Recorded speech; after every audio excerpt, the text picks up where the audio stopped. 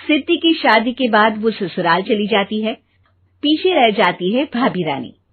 सिद्धि के ससुराल जाते ही भाभी कहती है, अरे वाह जी वाह, सारे कपड़े मेरे।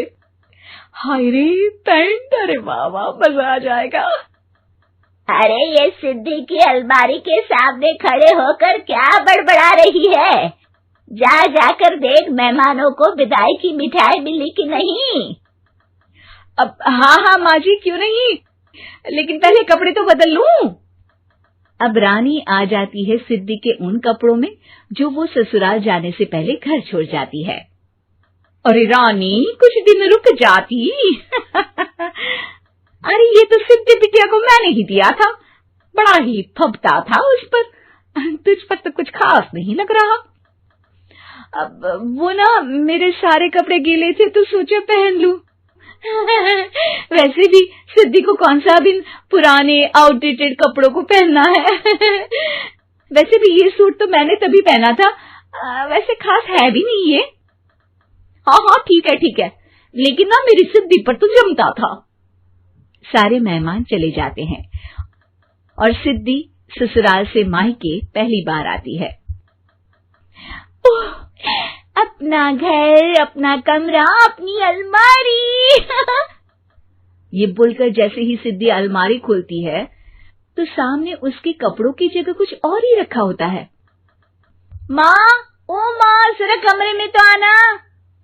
सास और रानी वहां पहुंच जाते हैं। रानी ने पहनी होती है सिद्धि की जींस और टी शर्ट। अरे भाभी, ये क्या? ये तो मेरी बड़ी ही महंगी टी शर्ट है, इसे आपने घर में क्यों पहनी है?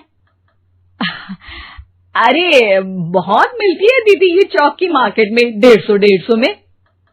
ओ भाभी प्लीज, ये एरोपोस्टल है, 2000 की एक टी शर्ट। ओहो, 2000 में तो दीदी 4 साड़ी आ जाए। अब क्या बोलूं? भाभी, ये मेरी अलमारी में छोटू के कपड़े, तो मेरे कपड़े कहाँ हैं? मेरी अलमारी में? अब दीदी आपको कौन से पुराने कपड़े पहनने थे? माना भाभी, लेकिन मैं जब घर आती तो यही सब पहनती ना। अरे तुम तो बड़ी कंजूस हो दीदी। खैर, वक्त आता है जब सिद्धि ससुराल के लिए रवाना हो रही होती है। अरे रानी, अंदर से सिद्धि का गिफ्ट ले आ, लड़की पहली बार ससुराल से मायके आई है। रानी अंदर जाती है और एक सिंपल सी साड़ी लेकर बाहर आ जाती है। ये लीजिए माँ जी। सास बेटी को गिफ्ट देकर ससुराल भेजती है। अगले दिन रानी एक सुंदर सी साड़ी पहनकर सामने आती है।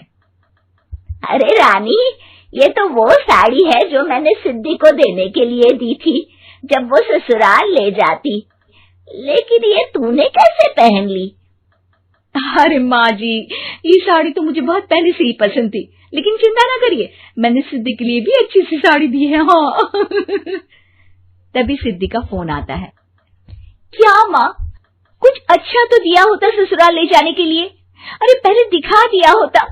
यूं चमकते हुए पैकेट में नौकरानी वाली साड़ी मत दिया करो माँ। अरे बेटे, वो तेरी भाभी ने ना गलती से उससे पैकेट बदल गया। हाँ, मैं कल ही तेरे भाई के हाथ से तेरा वाला पैकेट भेज दूंगी। अरे रहने दो माँ, आई एम श्योर भाभी ने अभी वही साड़ी पहनी होगी जो तुमने मेरे लिए रखी थी। तुम तो समझ नहीं पाई उनको। खैर छोड़ो, मैं ज्यादा बोलती अच्छी नहीं लगती, रहने दो, आपको उन्हीं के साथ रहना है, फिर बात करेंगे। सास को रानी पर गुस्सा आ जाता है। वो उसके कमरे में जाती है जहाँ वो शादी का एल्बम देख रही होती है। रानी, मार्केट जाकर एक ऐसी ही साड़ी लेकर आ, कल प्रतीक जाकर सिद्धि के घर दे आएगा। अरे क्यों माँ जी, कितनी साड़ी देनी है दीदी को? यहाँ कोई सेल लगी है क्या? अरे चुप कर, मेरे बेटी के हिस्से की साड़ी खुद पहन ली, अब ज्यादा ज्ञान बांट रही है। एक दिन सिद्धि का फोन आता है। माँ, मेरी सास ने आप सबको खाने पर बुलाया है। सारे लोग सिद्धि के ससुराल पहुंचते हैं। खाना खाकर वो लोग निकल रहे होते हैं कि सिद्धि की सास सभी को गिफ्ट देती है। अरे बहन जी, बेटी के घर का खाना खा लिया, यही बहुत है जो आप ऊपर से गिफ्ट भी दे रही है। अरे बहन जी, आप भी कहाँ इन बातों पर विश्वास कर रही हैं। सास सभी को गिफ्ट देती है, लेकिन रानी को जो साड़ी देती है वो अजीब सी हरे रंग की लाल रंग की बड़ी छाप वाली होती है। अरे छी, ये कौन पहनेगा? सासू माँ को तो जरी वाली इतनी सुंदर, और मेरे लिए ये नौकरानी वाली।